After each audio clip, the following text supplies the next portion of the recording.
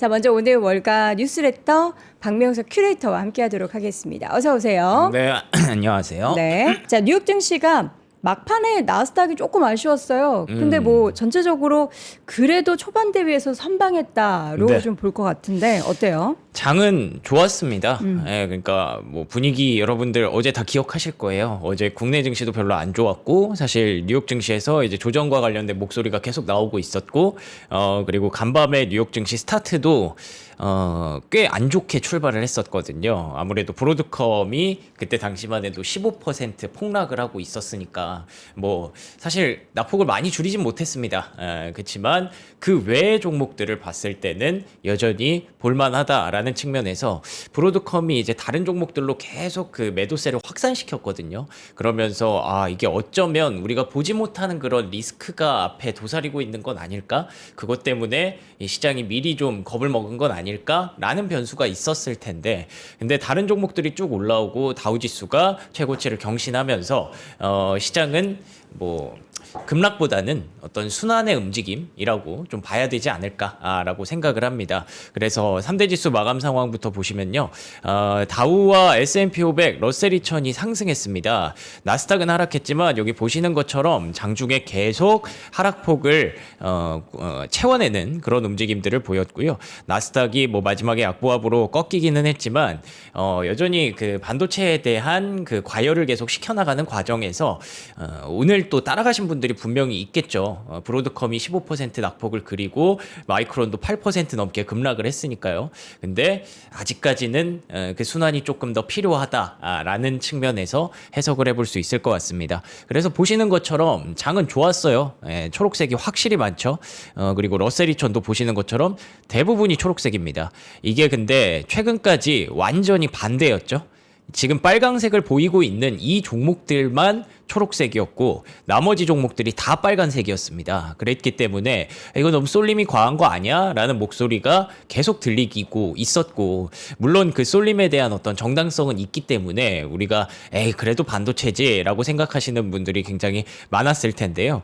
근데 그래도 이렇게 과도한 쏠림은 항상 이런 확산이 좀 필요하니까 저는 개인적으로 뭐 간밤의 시장을 짧게 표현하면 건강해지고 있는 과정이다라고 판단을 합니다. 물론 뭐 조정이 이렇게까지 세게 나오면 건강이고 뭐고 그냥 다 안 했으면 좋겠다 이런 생각이 들 수도 있겠지만, 그래도 그동안에 과도했던 그런 쏠림을 해소하는, 완화하는 그런 모습이라고 봐야 될 것 같고요. 그럼 엔비디아는 왜 올랐냐? 뭐 아시는 것처럼 엔비디아는 최근에 많이 꺾였었잖아요. 그래서 엔비디아는 바닥권에서 좀 올라오는 그런 모습들을 그려냈습니다. 러셀 2000 앞서 간단히 말씀드렸고요.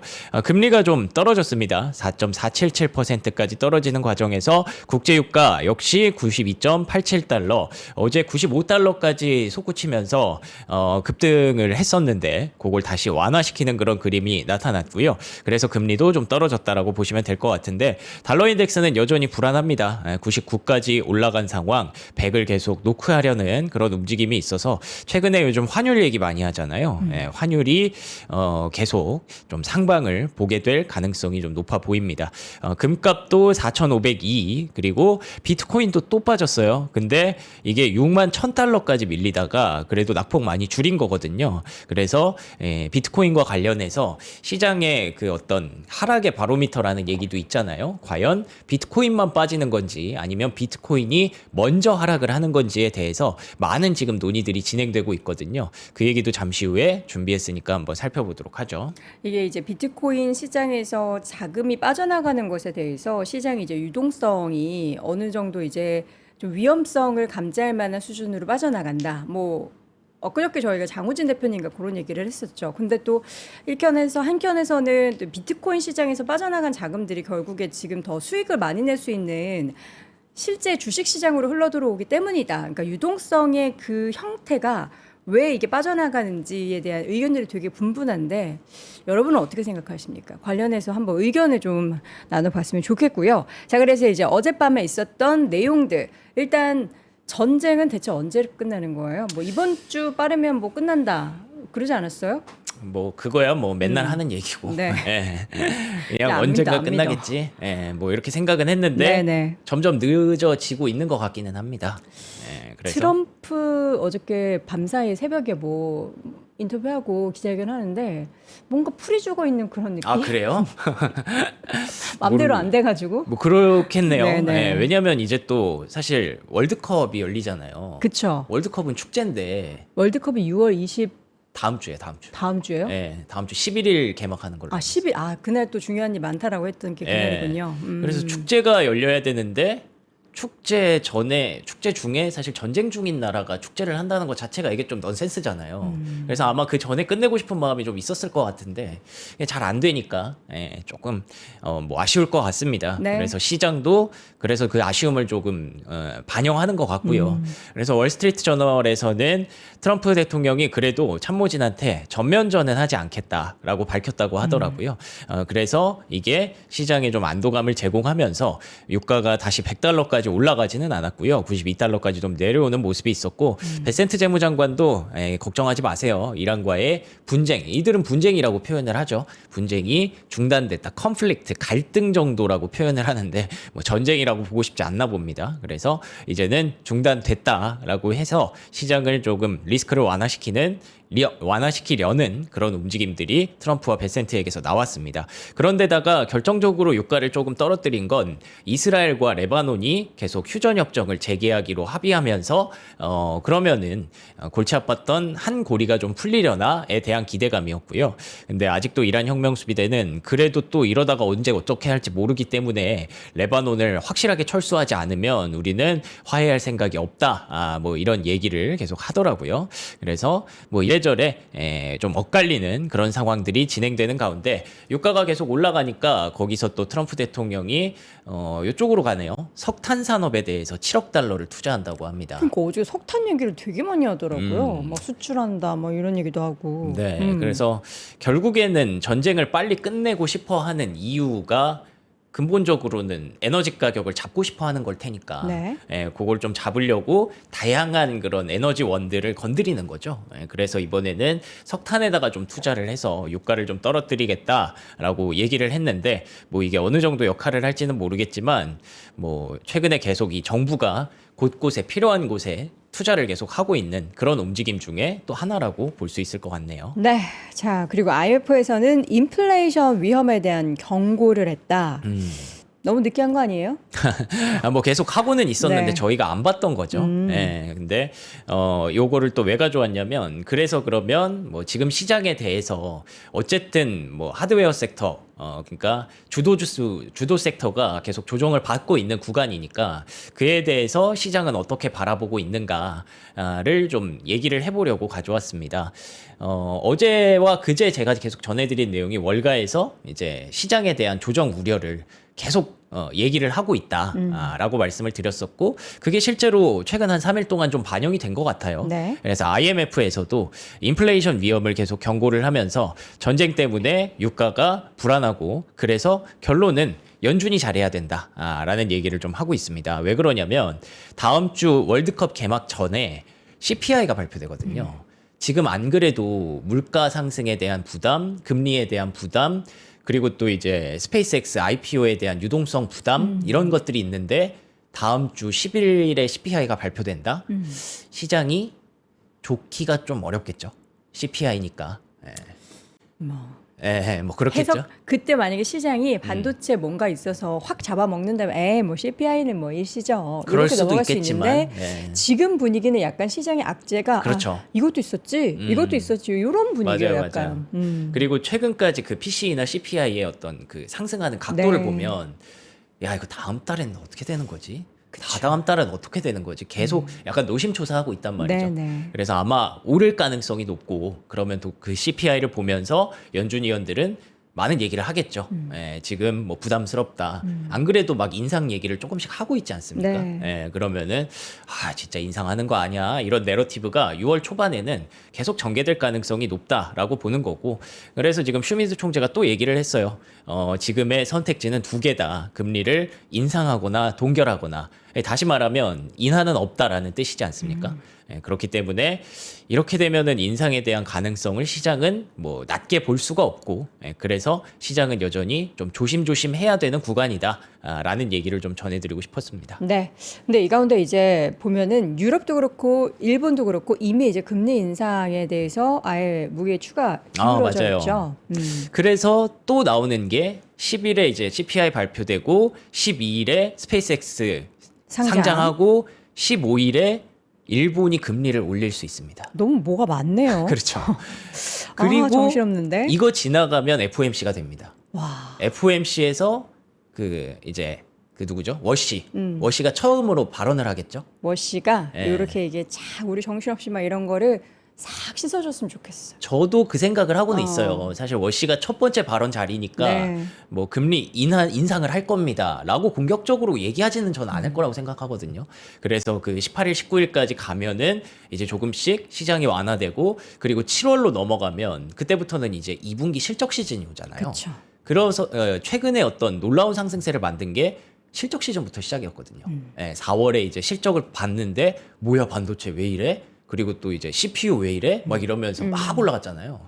근데 그 흐름이 지금 뭐 실적 모멘텀이 사라지니까 좀 꺾인 거고 7월 가면은 또 살아날 건데 6월에 그 거쳐야 할 관문들이 여전히 많다는 거죠. 그래서 일본에서 만약에 금리 인상을 하게 되면 미국 또한 뭐 어떤 압박감을 느낄 수도 있는 거고 그리고 또 우리가 잊고 살던 그 엔캐리 트레이드 청산 우려 이런 것들이 또 발생할 수 있기 때문에 그런 거를 좀 생각해야 된다라는 얘기들이 계속 나오고 있습니다. 네. 자, 웰스파고에서는 지금 시장에 대해서 롤러코스터 장세다. 네. 그래서 뭐 계속 변동성이 크다는 얘기죠. 그래서 미국과 이란에게 합의를 도출해야 된다는 압력이 지금 시장에서 계속 전달되고 있지만 내일 당장 합의가 이뤄진다고 해도 인플레이션이 한 방에 해소되지는 않을 것이다. 그렇기 때문에 이 급등락이 지속되는 장세 속에서 중심을 잡으려면 비용 상승분을 기업 고객에게 전가할 수 있는 산업에 추가 투자를 고려해 볼 수 있다. 좀 어렵게 표현을 한 건데 쉽게 말하면 지금 해지해야 된다라는 얘기를 하는 거죠. 해지. 우리가 너무 한쪽만 보면 안 된다라는 얘기를 계속 하는 거고요. 바클레이스에서도 마찬가지입니다. 일단 지금은 브로드컴의 매도세가 좀 트리거가 됐지만 지수가 추가 하락할 가능성도 배제할 수 없기 때문에 지금 아까 저희가 들어오기 전에 GIN 영상에서도 봤지만 해지 자산들이 굉장히 저렴하거든요. 그러니까 한쪽으로만 계속 쏠려 있다 보니까 다른 쪽의 자산들이 되게 부담이 없는 그런 밸류에이션이 상당히 많아요. 그래서 뭐 미국 증시에서도 그렇고 국내 증시에서도 그렇고 이런 흐름이 조금 나타날 수 있다라는 얘기를 계속 하는 거죠. 근데 그럼에도 불구하고 야데니 이 리서치에서는 요즘 이 사람 얘기 많이 하죠. 그래서 단기적으로 조정 우려가 있다라는 얘기를 계속 얘기를 하고 있거든요. 근데 그래도 단기적으로 제가 말씀드렸던 뭐 금리 우려, 그다음에 스페이스X IPO, 뭐 유가 변동성 이런 것들을 조금씩 씻어내면 그때부터는 이제 모든 조정을 매수 기회로 보고 있다. 그래서 장기적으로는 여전히 S&P 500 목표치 8,250 가장 높은 수준으로 숫자를 부르고 있고요. 골드만삭스에서도 뭐 지금 당장은 수익률이 조금 둔화될 수 있다. 그러니까 최근까지 5월까지 급등을 했기 때문에 6월에는 수익률이 좀 둔화될 수 있겠지만 장기적으로 봤을 때는 여전히 비중 확대를 유지하고 있어서 밀리면 사자라는 의견을 유지했습니다. 아무래도 그 배경은 거시경제 환경이 그렇게까지 지금 심각하다고 보지 않는 것 같고요. 기업 실적 성장도 나타나고 있고 AI 기반 캐펙스 뭐 이거 사실 최근에 구글이 자금 조달한 것도 캐펙스 늘리려고 결국 근본적으로는 한 거니까 그렇기 때문에 아직까지 우리의 가는 길이 틀린 것은 아니다. 그렇지만 그동안 6월에 좀 변동성은 피할 수 없을 것이다. 이렇게 시장에서는 보고 있습니다. 그 골드만삭스의 여전히 밀리면 사자 이거 우리 빈센티의 여주사 보고 따라한 거 아니겠죠? 제가 그런 그냥 느낌이에요? 쓴 거라. 쓴 거예요? 알겠습니다. 골드만삭스가 저희 3%를 봐요. 보고 예. 여주사. 그럼요. 예. 빈센트 보이시 하면서 이제 대한민국이 뭐 예. 세상의 중심이죠. 다 봐요, 다 봐요. 좋습니다. 예. 자, 비트코인이 지금 6만 달러가 위태롭고 있죠. 그래서 이걸 또 하회할 가능성에 대해서도 조심스럽게 이야기가 나온다고요. 비트코인과 관련해서 얘기가 참 많아요, 네. 요즘. 근데 뭐 우리가 사실 궁금한 거는 비트코인 가격에 대해서도 사실 궁금한 것도 있지만 왜 이렇게까지 밀리는가에 대한 약간 막연한 그런 부담이나 두려움이 있잖아요. 그러니까 비트코인이 이렇게 밀리는 데는 뭐 지난번에 그 장우진 대표님이랑 얘기하시는 것도 제가 봤는데 두 가지 의견이 있는 거잖아요. 지금 시장의 유동성이 부족하다? 그쵸. 아니면 유동성이 있는데 비트코인으로 안 간다. 다른 예. 주식 시장으로 예. 가는 거다. 그 후자면은 사실 저희 주식 투자하는 입장에서는 상관은 없죠. 그쵸. 예, 비트코인 메리트가 그냥 떨어졌을 네, 뿐이니까. 네. 근데 어쩌면 이게 유동성을 계속 유동성이 부족해서 스페이스X IPO를 또 대비하는 건가? 뭐 이런 생각도 큰 틀에서는 할 수 있으니까. 그 얘기도 하죠. 이제 스페이스X 살려고 우리 시장에서도 지금 그것도 외국인들이 그렇죠. 빠져나가네 예. 어쩌네. 근데 그걸 트랙을 다 우리가 쫓아갈 수가 없어서 알 수 없죠. 예. 오늘 보니까 뉴스 보니까 미래에셋증권에서 그 전문 투자자 대상으로 네. 오늘부터 또 청약을 받는다고 하더라고요. 스페이스X. 스페이스X 또 예. 미국 주식 청약할 수 있는 일부 증권사들이 있는데 네. 미래에셋도 하는군요. 개인 전문 투자자 그리고 뭐 기업 전문 투자자 이렇게 이 라이센스가 좀 있어야 되나 봐요. 예. 그 뭐 교육받고 뭐 그러는 거 있더라고요. 뭐 있겠죠. 네. 예. 그래서 그게 시작되면은 뭐 우리나라에서도 스페이스X 살려고 간다? 이건 뭐 틀린 말은 아닐 수도 있는 거니까. 예, 이런저런 얘기가 나오고 있어서 그럼 우리가 비트코인의 하락세를 어떻게 판단을 해야 하는가? 이런 것들을 조금 얘기를 해보려고 합니다. 그래서 일단은 트리거가 된 거는 이제 스트래티지가 갑자기 코인을 팔면서 뭐 80만 개 갖고 있는 회사가 32개 팔았다고 뭐 큰 이슈는 아니지만 네. 그래도 안 팔던 회사가 갑자기 파니까 이렇게 되면은 다들 조금 긴장을 하고 들어가는 거 아닐까 싶은데 그래서 시장은 지금 6만 달러 하회가 아니라 5만 달러 하회까지도 보고 있어요. 4만 6천 달러. 지금 고점이 12만 달러가 넘었거든요. 그 우리가 트럼프 대통령이 막 비트코인 얘기하고 이랬던 때가 5만 달러였던 걸로 기억하거든요. 제가 그때 그래 미국 정부가 이렇게 나서는데 하면서 비트코인 투자를 다시 한번 10년 만에 해보자. 재작년이었나요, 그게? 재작년 말이었나? 그쵸? 예, 그랬던 것 같은데. 작년에 취임을 했죠. 작년 초에 취임했으니까 재작년이죠. 근데 거기까지 내려오면 진짜 좀 이제는 사야 되나라는 그런 생각을 또 하게 해야 되네요. 그러니까요. 5만 달러 아래까지 떨어진다는 네. 전망이 나오는 것 자체가 일단은 상당히 좀 부담스럽기도 하고요. 그쵸. 근데 시티그룹에서는 지금 스트래티지가 전혀 중요한 게 아니다라는 얘기를 합니다. 그거 코인 몇 개 팔았다고 뭐 영향을 그렇게 주겠느냐. 결론적으로 중요한 건 수급 유입이, ETF 유입이 비트코인 가격을 밀어 올릴 수 있느냐 없느냐인데 최근에 ETF 자금이 비트코인 쪽으로 마이너스로 전환됐다. 예, 수급이 계속 안 들어온다라는 네. 거고요.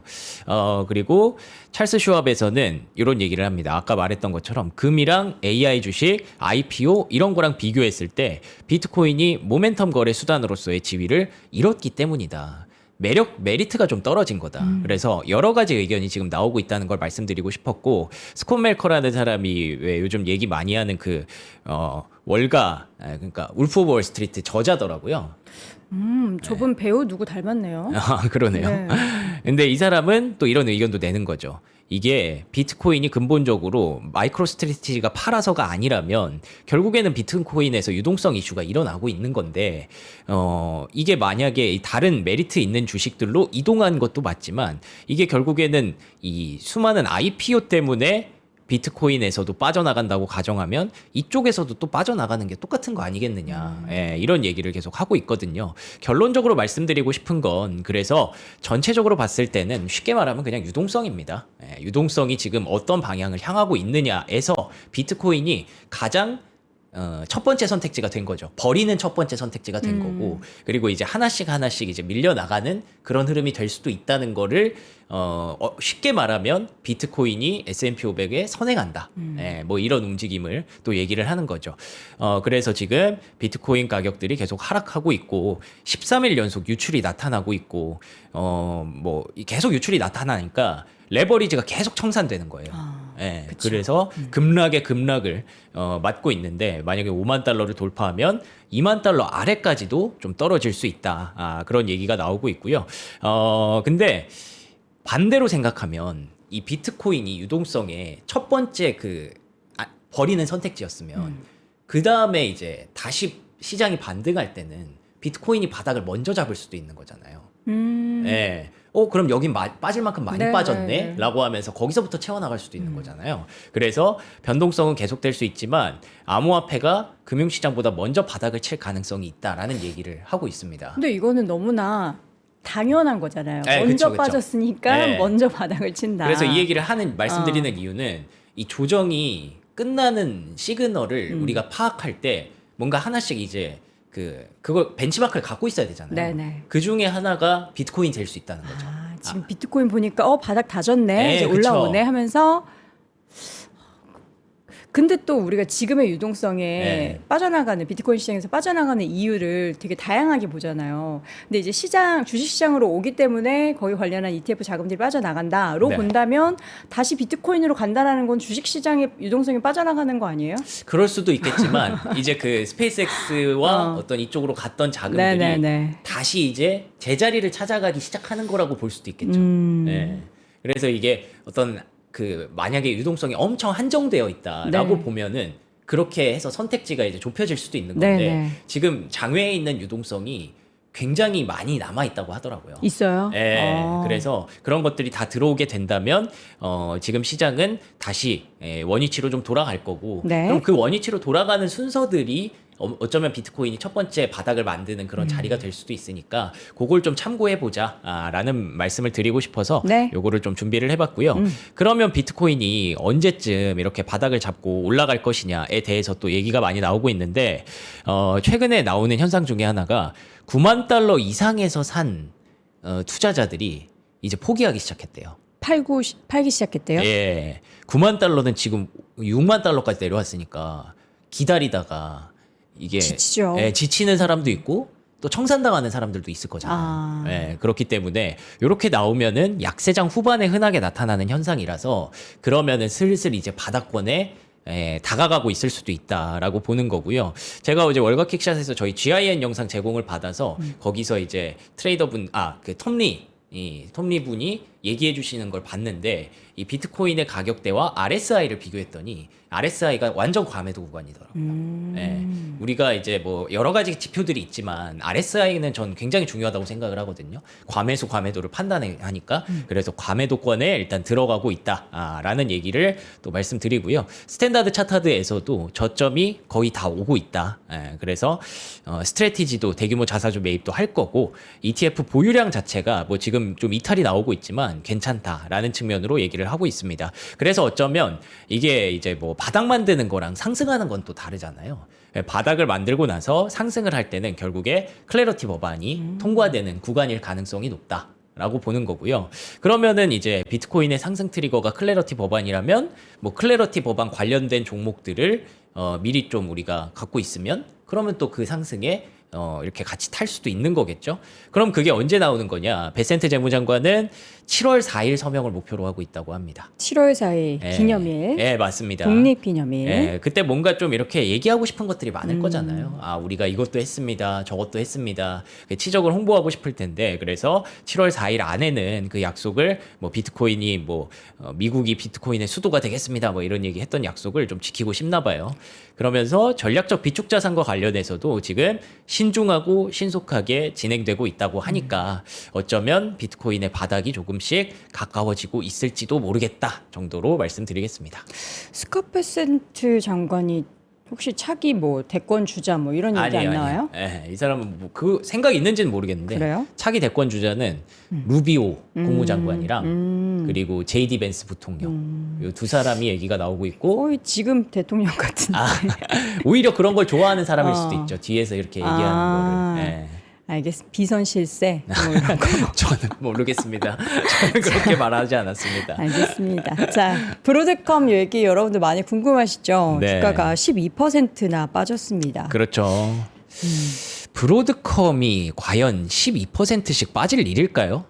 그동안 많이 올라서 또 많이 빠졌다라는 게 그냥 중론이더라고요. 그렇죠. 예, 그게 일단 뭐 결론부터 말씀드리면 네. 그게 맞고요. 근데 가이던스가 아쉬웠던 건 사실이에요. 뭐 예상치를 상회했지만 바이사이드에서는 더 높게 보고 있었다라는 게 여기 좀 나오죠. 그리고 AI 반도체 쪽에 바이사이드의 전망치가 18빌리언이었으니까 여기 조금 하회를 했다라는 건데 뭐 얘기 나왔던 거는 전혀 나쁜 건 없었고요. 뭐 그래서 15% 급락을 하다 보니까 장 초반에 16% 40%까지 빠졌거든요. 마이크론 무너뜨리고 ARM 무너뜨리고 그냥 다 같이 무너뜨렸습니다. 예, 그래서 지금 뭐 모두 강한 상승세를 보였던 그런 공통점이 있는 종목들이기 때문에 반도체가 일세의 약세를 보이는 과정에서 AI 하드웨어 섹터로 엮이다 보니까 시에나도 실적을 이거 보시면은 나중에 읽어보시면은 나쁜 게 한 개도 없어요. 한 개도 없는데 시에나의 주가가 엄청 빠졌습니다. 15%. 어이구. 예, 물론 이거 보시면 이만큼 올라왔죠. 그렇기 때문에 라는 것도 있겠습니다만 그래서 뭐 마이크론도 빠지고 그다음에 이제 광통신 관련주들도 이렇게 빠지고 했는데 광통신 관련주는 그래도 양봉 썼어요. 네. 코이어런트, 루멘텀 같은 종목들. 그래서 그럼 문제가 뭐가 있었냐라고 본다면 브로드컴 CFO가 이런 얘기를 했어요. 전반적인 마진에 압박이 가해질 것이다. 이 사실 최근에 브로드컴의 주가를 보면 신고가를 내고 있었는데 마진에 압박이 있을 것 같아요. 라는 멘트 듣자마자 차익 실현하고 싶었던 사람들은 매도. 이게 누를 수가 있는 거죠. 네. 이 마진의 압박이 그럼 무슨 뜻이냐? 이게 어떤 뜻이냐면 브로드컴이 하고 있는 일들이 되게 많잖아요. 네. 근데 사실 이렇게 하드웨어 파는 것도 중요하지만 소프트웨어 솔루션을 파는 것도 되게 있었거든요. 근데 그 비중이 좀 줄어들고 TPU에 대한 수요가 높아지니까 이 사실 소프트웨어랑 하드웨어랑 마진을 비교해 보면 압도적으로 소프트웨어가 좋을 수밖에 없잖아요. 예, 그래서 요게 좀 내려가고 요게 올라가면은 마진이 전체적인 큰 틀에서는 좀 줄어들 수 있다. 그쵸. 그런 얘기거든요. 그럼 다시 해석해 보면 혼자 개별적인 얘기예요. 브로드컴의 마진만 뭐 그렇다는 거예요. 브로드컴 사업부 내에서 우리가 네. 이렇게 만들고 싶어요라는 건데 그걸 마치 가져가서 전체 전체 반도체. AI 관련한 네. 반도체 마진이 준다. 막 이런 식으로 또 그렇게 해석을 했을 수도 있죠. 예. 그냥 일단 신경 쓰이는 말이 하나 들린 거죠. 네. 예. 근데 그럼에도 불구하고 보시면은 하반기 AI 반도체 매출은 2배 증가할 것이다라는 얘기를 했고요. 그리고 앞으로도 계속 성장세 지속될 것이다. 컴퓨팅 파워는 우리가 6개월 전에 예상했던 것보다 훨씬 앞서 나가고 있다. 그리고 기업의 AI 활용 이걸 제가 요즘 많이 강조를 드리는데 그러니까 엔터프라이즈 AI, 엣지 AI 뭐 온프레미스 AI 뭐 이런 네. 얘기로 표현을 하죠. 그러니까 점점 이 범용성 있는 AI뿐만 아니라 개별 기업단에서 AI에 대한 수요가 높아지고 있기 때문에 그 기업들은 결국에는 뭐 엔비디아의 GPU와 렉을 사는 게 아니라 어떤 주문형 반도체를 제작해서 살 수도 있다는 거죠. 그렇기 때문에 점점 더 그 아랫단으로 내려가는 거고 그래서 브로드컴 혹은 그거보다 작은 마벨 테크놀로지 이런 기업들의 대한 수요가 높아지면서 그런 종목들을 우리가 많이 보잖아요. 최근에 마벨, 뭐 델 이런 기업들 많이 보고 있는데 그런 추세가 앞으로도 지속될 것이다 라고 얘기를 합니다. 그래서 결론적으로 우리가 궁금한 건 오늘 그래서 나타난 결과만 놓고 보자면 네. 하드웨어가 많이 빠졌죠. 많이 빠졌어요. 그리고 소프트웨어는 괜찮았고요. 그리고 이 외에 해치성 종목들이 많이 올랐거든요. 네. 그러면 이게 흐름이 바뀌는 것이냐 아니냐를 놓고 우리가 궁금해할 수 있잖아요. 바뀝니까? 그래서 요거 보시면 이 투자자들에게 가장 중요한 질문은 과열된 업계에서 나타나는 일시적 조정인지 아니면 반도체에 대한 그 마진에 대한 재평가의 시작인지 이게 궁금하다는 거예요. 그래서 몇 가지 정황을 CNBC에서 냈는데 일시적인 현상일 가능성이 높다. 라고 얘기를 합니다.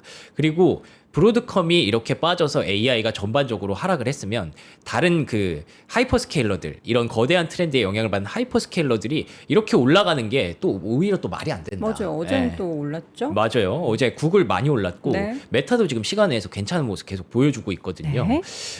그래서 목요일에 가장 큰 타격을 입은 주식들을 살펴보면 펀더멘털이 그룹의 수익 추세에 전환점을 예고하고 있다는 우려보다는 역사적으로 신고가를 썼던 종목들에 대한 차익 실현 매물이었음을 알 수 있다. 그래서 200일 이동평균선보다 높은 수준에서 거래되던 20개 종목 중에 19개가 하락을 했습니다. 다시 말하면 급등한 종목 다 팔아. 이게 된 거죠. 그래서 쉽게 말하면 이제 차익 실현인 거고 TSMC는 수년간 반도체 공급이 여전히 부족할 것이다라고 전망을 하고 있기 때문에 펀더멘털과 내러티브는 달라지지 않았다라는 말씀을 좀 드리고 싶었습니다. 네. 그런데다가 마벨 테크놀로지는 또 선방했거든요. S&P 500에 또 편입된다고 와, 하네요. 이제 우리 그 맵에서 볼 수 있는 거예요? 네, 그래서 마벨은 그 가능성을 타진하면서 올라가기도 했다라는 얘기를 보시면 일단 지금 뭐 조심해야 할 거는 있죠. 앞에서도 계속 말씀드린 것처럼 지금 앞에 있는 일정들이 부담스러운 건 있습니다. 네. 그렇기 때문에 급등한 종목들, 뭐 신고가를 쓰고 있는 종목들에 대해서는 이렇게 별 근거 없이 뭐 하나 잡아가지고 급락을 시킬 수도 있다는 거고요. 우리가 계속 그래도 EPS가 좋은데 이 밸류에이션 싼데 이렇게 얘기를 하면서 계속 사왔다면 지금은 조금 시장 추세를 지켜보는 게 합리적인 판단이 아닐까라고 보고 있습니다. 네. 크라우드 스트라이크도 실적 발표했는데 노란불이네요, 다. 그렇습니다. 그래서 크라우드 스트라이크가 결국 이 차이가 나는 거죠. AI 하드웨어는 실적이 다 좋아서 미리 주가를 올려놓은 거고 AI 소프트웨어는 실적이 좀 불안하니까 미리 주가를 빼놓은 거고. 근데 거기서 AI 하드웨어는 뭔가 트리거 하나 나오면 바로 빼버리고 소프트웨어는 그래 너네 이미 많이 빠져 있었으니까 라고 하면서 좀 봐주고 그런 현상이 계속 나타나고 있습니다. 그래서 노란불이 들어왔고 가이던스도 좀 아쉬웠지만 그 크라우드 스트라이크가 이거 지금 보니까 AI 에이전트 시대로 오면서 사이버 보안 산업이 이제는 뭔가 좀 변곡점을 만들어주고 있다. 그래서 엔트로픽이랑 오픈 AI가 이런 식별점을 만들고 있기 때문에 사이버 보안에 대한 필요성이 점점 더 필요해지고 있는 건 사실이다. 그래서 이 범용성을 갖고 있는 AI들이 보안주를 다 파괴할 것이라는 질문에서 시작됐지만 이제는 점점 그 보안에 대한 수요가 높아지고 있는 것 같다라고 얘기를 했습니다. 그래서 모건 스탠리에서도 크라우드 스트라이크에 대해서 목표가를 오히려 상향했습니다. 그래서 610달러에서 690달러까지 봤고요. 지금 당장은 조금 뭐 실적이 부진할 수 있지만 2027년 하반기부터는 수요가 상당히 강세를 보이고 있고 그 확신을 투자자들이 갖게 되면 추가 상승 여력이 있을 것이다라고 얘기를 했는데 그래서 차트 보시면 급락했다가 요거는 엄청 많이 메꿨죠. 양봉을 되게 크게 만들어내는 그런 흐름이 나타났습니다. 스트라이크.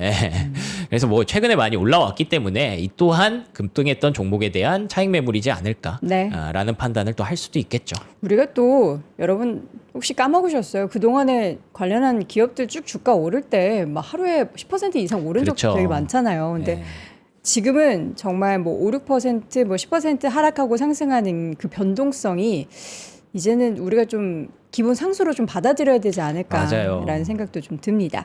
자, 어제 구글 알파벳의 주가가 꽤 올랐어요. 네, 그래서 소프트웨어가 그래도 어쨌든 중심을 또 잡고 있으니까 네. 무조건 하드웨어다라는 얘기는 지금 아닌 거잖아요. 그래서 소프트웨어들이 지금 어떤 방식으로 이 기회를 잡아가려고 하는지 빅테크 기업들의 움직임을 좀 봤는데요. 제가 아까도 그 기업들의 AI 도입 수요가 높아지고 있다. 그 얘기를 또 이제 했다고 말씀을 드렸는데 브로드컴에서도 구글에서도 그 타겟을 좀 맞춰가지고 IBM이랑 협력을 해서 이제 기업들이 쓰고 싶으면은 우리가 좀 도와줄게. 우리 AI 잘해 하면서 가서 이제 엔지니어를 보내는 거죠. 인증된 IBM 컨설턴트와 엔지니어를 활용해서 우리 제미나이 엔터프라이즈 AI가 괜찮습니다. 그거 한번 써보세요. 라고 이런 식으로 계속 파트너십을 맺어서 둘이 같이 해보겠다. 라는 얘기를 하고 있습니다. 그리고 또 아마존에서는 유럽 지역에다가 로봇 도입을 계속 가속화한다고 합니다. 차세대 프로테우스 로봇을 공개해서 유럽 물류 센터 현대화에 계속 제공을 한다. 그래서 뭐 텍스트로 오더를 할 수 있다. 뭐 그런 얘기가 있더라고요. 그래서 로봇으로 점점 더 자동화를 하면서 AI를 도입하려는 움직임을 가져가고 있고요. 메타의 경우에도 AI 에이전트 해치를 이제 판매하려고 한다고 합니다. 아까 구글이 이제 기업들에게 판매를 한다면 메타는 소비자용으로 AI 에이전트 해치를 판매하고 해치 플러스를 판매한다는 거거든요. 그러니까 결론적으로 이런 얘기들을 제가 쭉 이렇게 묶어온 게 왜 그러냐면 소프트웨어 기업들이 AI를 활용해서 에이전트 시대에 이제 수익을 내려고 그러니까 돈 벌려고 이것저것 하고 있는 게 보이는데 맞아요. 이게 이제 출시는 한 건데 그렇죠. 과연 이게 매력적인가를 봤을 때는 모르겠어요. 저는 아직. 에이전트 AI를 B2C 방면으로 이렇게 파는 거는 네. 굉장히 매력적이라고 생각해요. 왜냐하면 우리가 오픈클로에 대한 접근성이 사실 뭐 맥미니도 있어야 되고 뭣도 있어야 되고 이러면서 사실 우리 같은 일반인은 좀 쓰기 어렵잖아요. 돈이 많이 드니까. 네, 그리고 잘 모르니까. 네. 근데 이런 것들을 좀 이제 빅테크에서 이렇게 보증을 해주면서 이렇게 활성화를 시키면 그러면은 저는 긍정적이라고 생각을 하거든요. 네. 그렇기 때문에 그러니까 생성형 AI가 처음 등장했을 때는 이런 빅테크 하이퍼스케일러들이 돈을 계속 써야 되는 분위기였다면 지금부터는 조금씩 그 수익화를 하기 위한 움직임을 만들어내고 있기 때문에 이게 지금은 계속 AI 하드웨어가 돈 버는 구조다라고 얘기하지만 어느 순간 AI 소프트웨어들이 이제 돈을 계속 벌기 시작할 수도 있거든요. 그러면은 시장의 수급이 완전 막 엄청나게 무한한 게 아니기 때문에 그 AI 하드웨어로 쏠렸던 수급을 이제 나눠 먹을 수 있겠죠. 네, 그렇기 때문에 이런 흐름들도 여러분들이 계속 생각을 하면서 대비를 하셔야 된다라는 얘기를 좀 드리고 싶네요. 네. 인스타그램 플러스 아, 맞아요. 뭐 요것도 출시가 된다. 지난번에 이거는 한번 얘기했던 거 있잖아요. 이게 제일 매력이 없어. 아, 그래요? 뭐 요거 한다고는 아. 하는데 전 세계적으로 출시된다고 하니까 뭐 글꼴 바꿀 수 있고 네. 프로필 고정 6개. 슈퍼 하트 뭐 이런 거 있대요. 스토리를 48시간 게시할 수 있구나. 원래 24시간 뒤면 지워지잖아요. 그러니까 이거는 약간 비즈니스 하는 분들 네, 입장에서는 그쵸. 이런 거 많이 활용을 하겠죠. 네. 그래서 뭐 이런 고민들을 하고 있다라고 네. 말씀드릴게요. 자, 우주 얘기 한번 해볼까요? 스페이스X. 네. 스페이스X 상장이 이제 진짜 일주일밖에 안 남았습니다. 네. 네, 다음 주 금요일에 상장을 할 예정이고요. 그 뭐 스페이스X에 대해서 그래서 가치가 도대체 이게 비싼 거냐 싼 거냐가 이제는 계속 중요하게 여겨지더라고요. 그래서 뭐 일단 우주 절반이 스페이스X 땅이에요. 보시는 것처럼 출발은 다른 기업들보다 늦었을 수 있지만 중국 기업에 비해서 지금 압도적인 비중을 가져가고 있고요. 2등이 중국 기업이고 3등이 로켓랩입니다.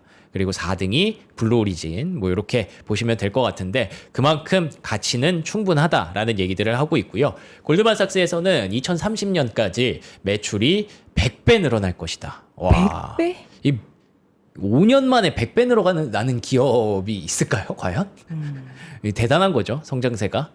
그래서 그게 사실은 지금 당장 뭐 적자지만 그래도 앞으로 그 정도의 돈을 벌 수 있으니까 그 100배는 스타링크 통신 산업이고 그리고 또 이제 AI 부분에서 XAI를 인수했기 때문에 거기서 나오는 매출이 굉장할 것이다라고 골드만삭스에서는 평가를 하고 있네요. 네. 그래서 들어오고 나서 아마 많은 공방전이 있지 않을까 싶고요.